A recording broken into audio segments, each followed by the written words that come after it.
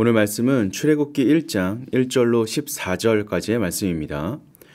야곱과 함께 각각 자기 가족을 데리고 애굽에 이른 이스라엘 아들들의 이름은 이러하니 르우벤과 시므온과 레위와 유다와 이사갈과 스불론과 베냐민과 닷과 납달리와 갓과 아셀이요.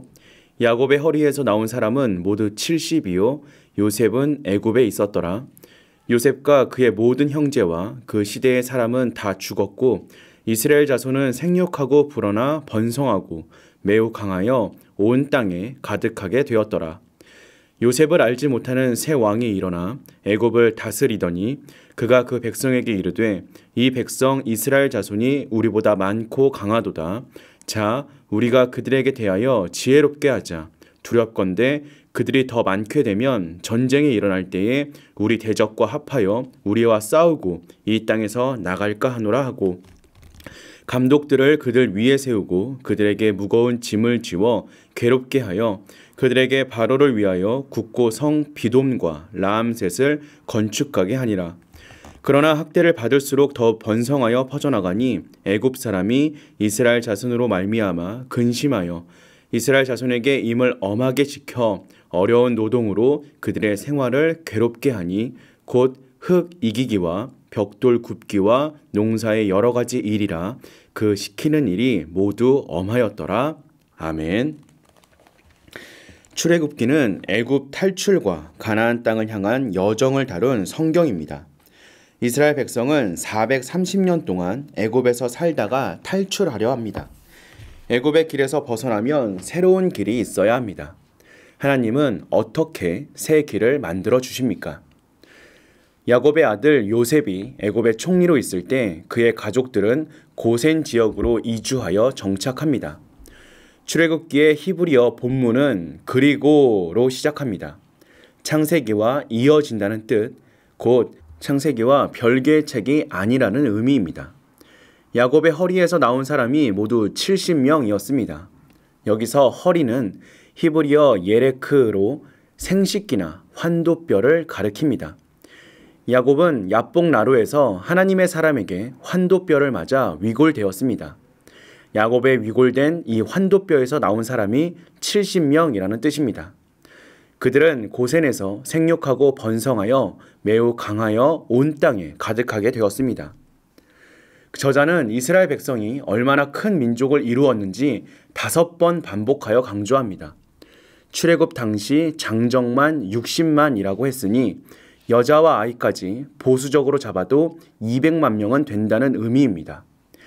야곱의 위골된 환도뼈에서 나온 70명이 세월이 지나 200만이 넘는 대민족을 이루었습니다. 위골된 환도뼈, 곧 연약한 인간에게서 한 민족이 나왔다는 것은 모든 것이 하나님의 주권적인 역사였다는 것을 말해줍니다.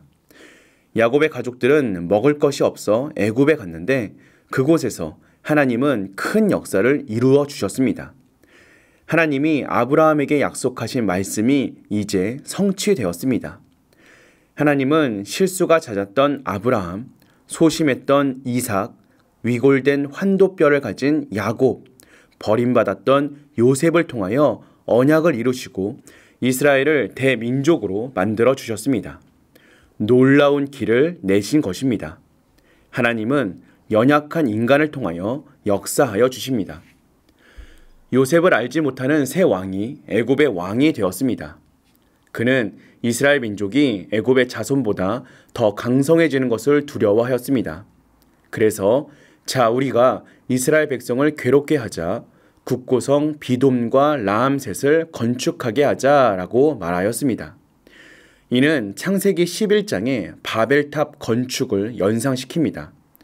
시날 평지에 모인 사람들이 지면에 흩어지는 것이 두려워서 자, 벽돌을 만들어 성읍과 탑을 건설하자라고 말하였습니다. 그러나 하나님은 언어를 혼잡하게 하여 그들을 흩으셨습니다. 애굽도 이스라엘 민족의 번성을 막으려 했으나 하나님께서 이를 무산시키십니다. 애굽은 감독들도 세우고 국고성 비돔과 라암셋을 건축하게 했습니다. 국고성은 국가에 필요한 무기와 식량, 기름과 포도주, 금과 은과 같은 것들을 저장하는 곳입니다. 수많은 세금이 국고성이 있는 곳으로 모입니다. 그런데 국고성 비돔과 라암셋은 고센 지역에 건축됩니다.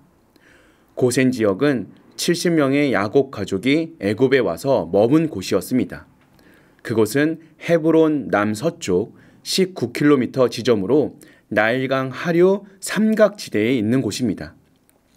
고센의 국고성이 건축되면서 이스라엘 백성은 강제 노동을 시작했습니다. 그들은 바로의 계획대로 괴로운 시간을 보냈습니다.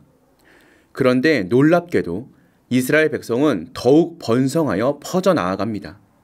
하나님은 자기 백성이 당하는 괴로운 일도 구원 사역에 이용하십니다. 우리가 당하는 괴로운 일도 하나님의 손에만 있다면 놀라운 새 길로 이어질 수 있습니다. 우리가 함께 묵상하는 출애굽기의 이름은 엑소더스입니다. 벗어나다라는 엑스와 길이라는 호도스의 합성어입니다. 즉 엑소더스는 길에서 벗어나다라는 뜻입니다. 하나님은 자기 백성을 고통과 죄와 사망의 길에서 벗어나 새로운 길로 나아가게 하십니다. 하나님은 새 길을 만들어 우리를 인도하시는 분이십니다. 주님의 계획하심과 인도하심을 믿고 주님의 길과 동행하는 저와 여러분 되시기를 주님의 이름으로 기도하겠습니다.